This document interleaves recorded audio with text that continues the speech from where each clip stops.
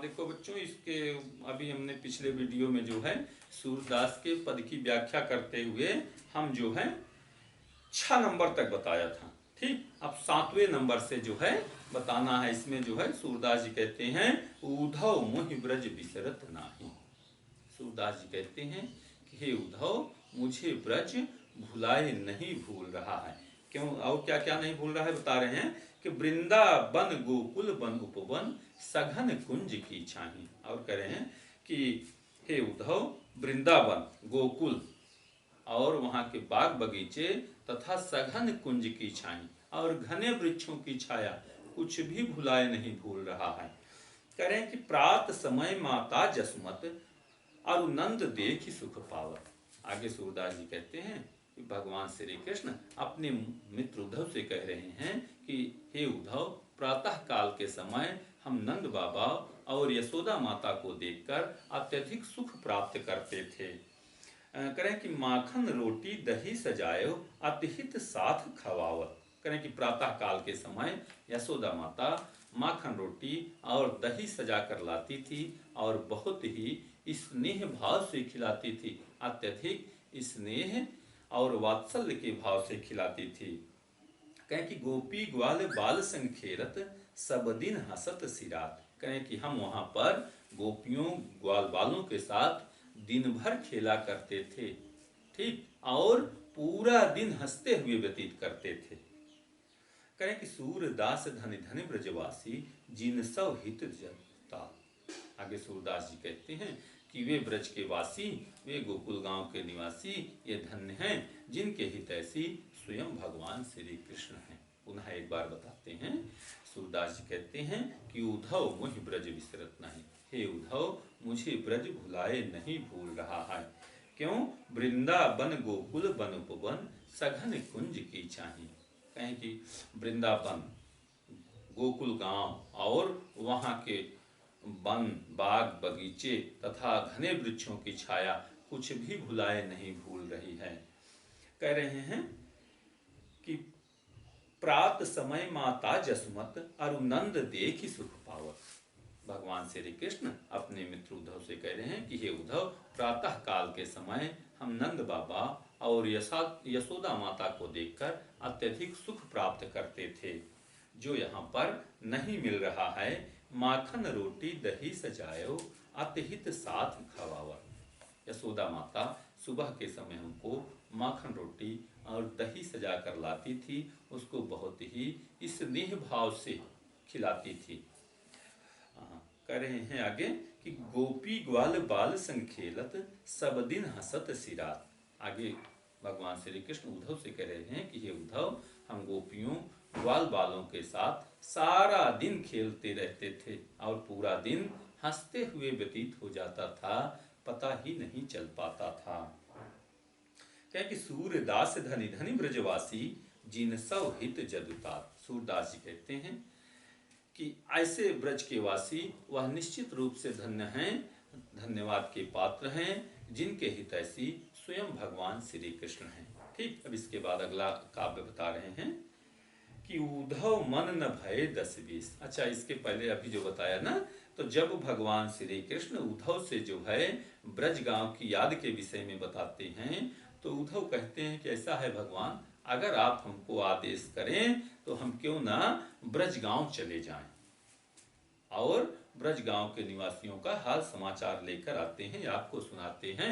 तो भगवान श्री कृष्ण कह देते हैं कि हाँ हाँ, बहुत ही अच्छा है, तुम तत्काल ब्रज गांव चले जाओ। जब उद्धव ब्रज गांव जाते हैं तो वहाँ पर गोपियों की दशा जब देखते हैं तो गोपी ग्वाल बाल ये बहुत ही दुखी अवस्था में हैं, परेशान और व्याकुल अवस्था में हैं।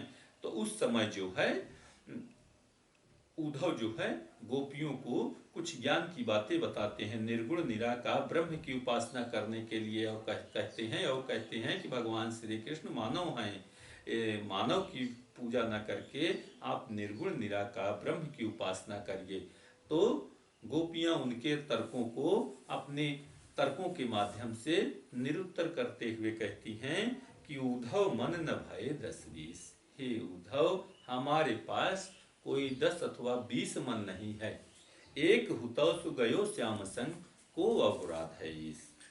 मन हमारे पास था वह भी भगवान श्री कृष्ण के साथ मथुरा चला गया, तो को औराध है ईश, तो फिर तुम्हारे इस ईश्वर की आराधना कौन करे, तुम्हारे इस निर्गुण निराकार ईश्वर की उपासना कौन करे। आगे करे हैं कि इंद्रिय शिथिल भई केशव बिन ज्यों देही बिन शीश। कहें कि हम गोपियों की समस्त इंद्रियां भगवान श्री कृष्ण के बिना शिथिल पड़ गई हैं, ज्यों देही बिन शीश, जिस प्रकार से शरीर के बिना सिर शिथिल पड़ जाता है, उसी प्रकार से बिना भगवान श्री कृष्ण के हम लोगों की समस्त इंद्रियां निष्क्रिय हो गई हैं, शिथिल पड़ गई हैं। आगे कह रहे हैं आशा लागी रहत तन श्वासा जीवहि कोटि बरीस। गोपियां कहती हैं हम लोगों के शरीर में हमेशा आशा की किरण चल रही है और भगवान श्री कृष्ण के आने के इंतजार में हम सभी करोड़ों वर्ष तक जीवित रह सकती हैं और उनकी प्रतीक्षा करती रहेंगी। कहें कि तुम तो सखा श्याम सुंदर के सकल जोग के। गोपियां उद्धव से कहती हैं कि हे उद्धव, तुम तो भगवान श्री कृष्ण के मित्र हो, सकल जोग कैस और समस्त प्रकार की योग विद्याओं के ईश्वर हो, तो सूर हमारे नंद नंदन बिन और नहीं जगदीश। सूरदास जी कहते हैं कि गोपियां उद्धव से कहती हैं कि उद्धव, हमारे तो मात्र भगवान श्री कृष्ण हैं और नहीं जगदीश, इसके अतिरिक्त हमारा और कोई ईश्वर नहीं है। तुम्हारे तो भगवान श्री कृष्ण मित्र हैं और सकल जोग के और संसार के समस्त महापुरुष समस्त ईश्वर ही तुम्हारे हैं, लेकिन हमारे तो मात्र भगवान श्री कृष्ण ही हैं। पुनः एक बार देखो, उद्धव मन न भय 10-20। सूरदास जी कहते हैं कि गोपियां उद्धव से कहती हैं कि उद्धव, हमारे पास कोई 10 अथवा 20 मन नहीं है, एक हुतो सुगयो श्याम संग को औराध है ईश। एक मन हमारे पास था, वह भी भगवान श्री कृष्ण के साथ चला गया, तो को अवराध है ईश, फिर तुम्हारे इस ईश्वर की आराधना कौन करे, इसकी उपासना कौन करे। कहें कि इंद्रिय शिथिल भई केशव बिन ज्यों देही बिनु शीश। आगे गोपियां उद्धव से कहती हैं कि हे उद्धव, हमारी समस्त इंद्रियां भगवान श्री कृष्ण के बिना उसी प्रकार से शिथिल पड़ गई हैं जिस प्रकार से ज्यों देही बिनु शीश, जिस प्रकार से बिना सिर के शरीर शिथिल पड़ जाता है। कहें कि आशा लागी रहत तन श्वासा जीवहि कोटि बरीस। आगे सूरदास जी कहते हैं कि गोपियां उद्धव से कहती हैं कि हे उद्धव, हम लोगों के शरीर में नित्य आशा की श्वास चल रही है कि भगवान श्री कृष्ण आएंगे, हम लोग उनकी प्रतीक्षा में करोड़ों वर्ष तक किसी प्रकार से जीवित रह सकती हैं। कहें कि तुम तो सखा श्याम सुंदर के सकल जोग कैस। आगे गोपियां उद्धव से कहती हैं कि ये उद्धव, एक तो भगवान श्री कृष्ण तुम्हारे मित्र हैं, तुम तो सखा श्याम सुंदर के, एक तो भगवान श्री कृष्ण तुम्हारे मित्र हैं और सकल जोग कैस, और जितने भी ईश्वर हैं ये सब तुम्हारे हैं। सूर हमारे नन नंदन बिन और नहीं जगदीश। सूरदास जी कहते हैं हमारे तो मात्र भगवान श्री कृष्ण हैं। सूरदास जी कहते हैं कि गोपियां उद्धव से कहती हैं कि उद्धव, हमारे तो मात्र भगवान श्री कृष्ण हैं और नहीं जगदीश, और हमारा कोई ईश्वर नहीं है। ठीक, इसके बाद अगले काव्य की व्याख्या है, उद्धव जाहु तुम ही हम जाने। इसमें गोपियां उद्धव से कहती हैं कि हे उद्धव, अब तुम जाओ, तुम ही हम जाने, हमने तुमको अच्छी तरह से पहचान लिया है।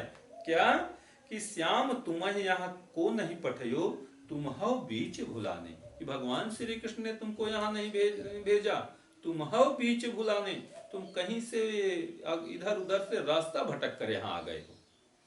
कहें कि ब्रज नारी सो जोग कहत हो, बात कहत न ल जाने। तुम हम ब्रज की स्त्रियों से योग विद्या की बातें कर रहे हो, अब बात कहत न ल जाने, और इस प्रकार की बातें कहते हुए तुम्हें शर्म भी नहीं आ रही है। कहें कि बड़े लोग न विवेक तुम्हारे, ऐसे भय अयाने। कहें कि तुम सब बड़े लोग हो, बड़े महापुरुष हो, और तुम लोगों के पास विवेक नहीं है, ऐसे भय अयाने, और तुम अज्ञानियों की तरह बर्ताव कर रहे हो।